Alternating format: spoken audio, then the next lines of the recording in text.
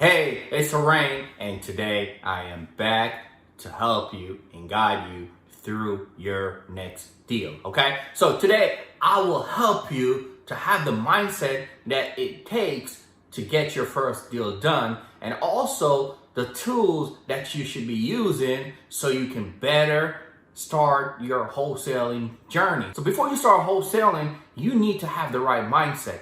The first thing that you need to know is that wholesaling is very easy. And when I say it's very easy, I mean it's very easy. Now, does that mean that you're gonna get your first deal because it's easy and it's easy to learn, so everything is gonna work the way you expect it to work? No, this is not a get rich quick scheme. You still gotta go out there and put in massive action. You gotta put in the work. And if you put in the work, I can almost guarantee you that you will get your first deal in 60 days or less. Hopefully, I can get you there in 30 days or less. So let's get started. What do you need to have? Well, you need to have a good mindset. You need to understand that not everyone that you talk to is going to tell you yes. Not every deal is going to be a deal. Not every deal can be a deal. So you got to know when to walk away from the deal and when you actually have a real deal in your hand, okay? So that's number one. Number two is that you got to understand that you are trying to purchase a product and that product belongs to someone else. So you're in the customer service business. If you can't approach these people correctly, if you can't negotiate correctly, then you're not going to get the deals that you want to get. All right. So that's the first part. And there's two sides to sales in a sense, right? You got to sell yourself to the homeowner that is potentially selling the home, and you got to sell yourself to a buyer that is buying a home, okay? So selling yourself is the first thing. You got to sell them yourself so you can get a product, and then you got to sell that the product that you have is a good product, okay? So it's all about self-confidence. It starts with your own self. You have to work on that. You have to get yourself right if you want to go out there and get these deals done. But the biggest thing and the biggest mistakes that I see people make is that they go out there and they start getting properties, putting them on the contract, and then they have no buyers to sell the property to, okay? Why? Because they don't know what their buyers are looking for. So to start your journey, start out by getting at least a few buyers and understanding what they want so that you can get the homes that fit them, okay? You can't sell a product to clients who aren't looking for those kind of products, okay? You can't sell soap to customers who are looking for juice, okay? If they're looking for juice, you gotta sell juice. So we gotta find out what type of buyers are in the area that we're getting products from, okay? Where we're getting our homes from, we have to understand what type of buyers are in those areas. So we're gonna do a thing called driving for dollars, okay? Driving for dollars. And we're gonna look for two types of people. We're gonna look for buyers and we're gonna look for sellers. And we're gonna start out with our buyers because our buyers will let us understand what type of sellers to look for. And when I say what type of sellers to look for, what type of homes these sellers have that fit these buyers. So we're gonna drive around the neighborhood and we're gonna look for buyers who have just recently bought a home, and that home, they're currently renovating that home, okay? If that home is already fully renovated and it's on the market, that is a great one as well. Write the address down for these two types of property. Now, let's say that the property was just renovated and it was just sold. What we want to do is to write that down because we want to know what company did the renovation on that home and sold it. And if we can find that company, then we know who another buyer is. So there's different ways you can find those kind of buyers, okay? Through the renovation process, through sale that recently sold from a newly renovated home, okay? Or homes that are being listed on the market currently that has just been renovated, okay? So these are the three types of renovated buyers that you're looking for. This is how you find buyers that are doing new renovations in your area. Now, the second set of buyers are the ones that are doing new builds, okay? New builds. So you want to find lots that are recently sold and see if they are owned by LLCs and see if they're going to build new constructions on them. And then you can ask them what are their criteria as well for lots, and you can get that information, okay? Secondly, you want the ones that are currently being built right now, new constructions.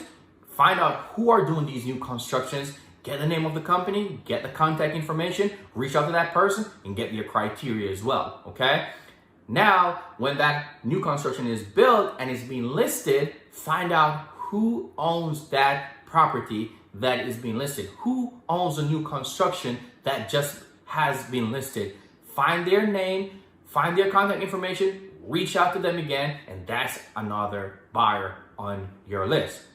And then the last one is new construction that has just been sold. So if you get the new construction that has been sold, you can either ask a homeowner who purchased the home, who they bought it from, or you can do a legwork again and find out who owned that home before that homeowner purchased that property. And that's your buyers. Talk to these buyers, see what their criteria are, write it down, and then we're gonna continue driving that same neighborhood because we know what they're doing in that neighborhood. That means they're looking for the exact same things in that neighborhood. Now we're gonna drive around and we're gonna look for similar properties that are vacant or there is going to go up for rent, whatever the case may be, just needs some love, okay? So let's check it out. We wanna get ones that are vacant.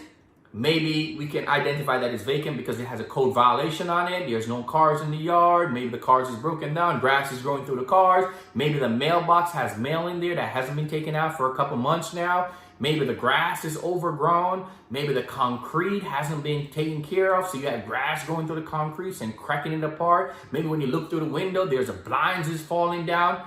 These are the kind of homes that you're looking for. You want to write the address down for all of these homes, and then you want to find the homeowners. And you can normally find that going through the county records, okay?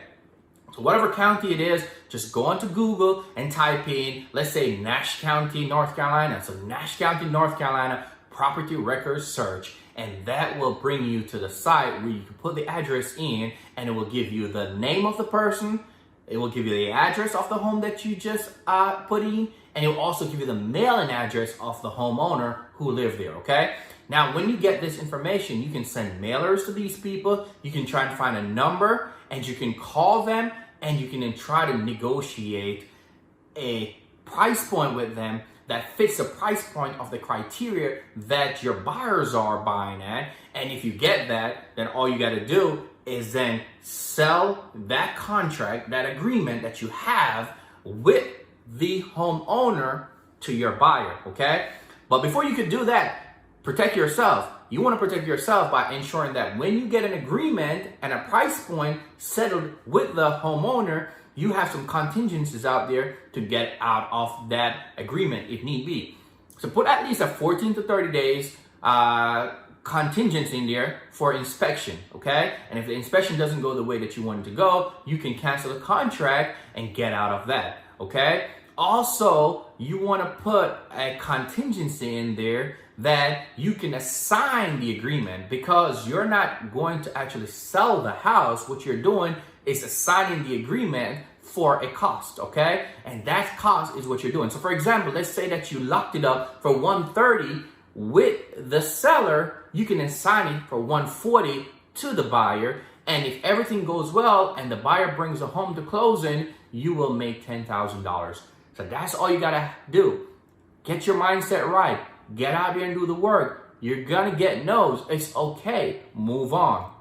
You're going to find properties that just doesn't fit you. Move on, okay? Don't get caught up on holding on to properties that just doesn't fit you. Don't try to force a situation. Find the product that fits the consumer.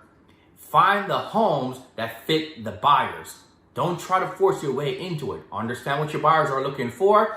Find sellers, homeowners who have properties that fit those criteria. And if you do that, I could guarantee you that if you get enough of those homes, you will start closing deals in 30 days or less consistently. But you have to find the right homes, and you have to have buyers with criteria. Now, as you grow and your business grow, you will realize that most buyers have the same criteria. So now you just have to do your research in the areas that you want to wholesale in, and then it's easy to really maximize and elevate yourself to the next level if that's what you want to do. But again, wholesaling is easy. It's putting in the work that is hard. So if you really want to do this, get your mind right, get ready to go on a journey, get ready to get your feelings hurt, get ready to man up, woman up, if that's, if you're a woman, whatever it takes, get out there, do what is right, put in the work, don't get trampled on and fold up and curl up in your corner. Just get out there and do the work. And after you do that, you will get your deals, you will start seeing your consistency, you will grow, you will learn, and you will get better. And you will start making the money that you're looking to make. Or if you see someone that's making that money and that's what's motivating you, you will start making that kind of money if you go and put in the work. But you have to put in the work. It's not a get rich quick scheme. You got to get out there and do your stuff. Hey, hope you have a good one. All right.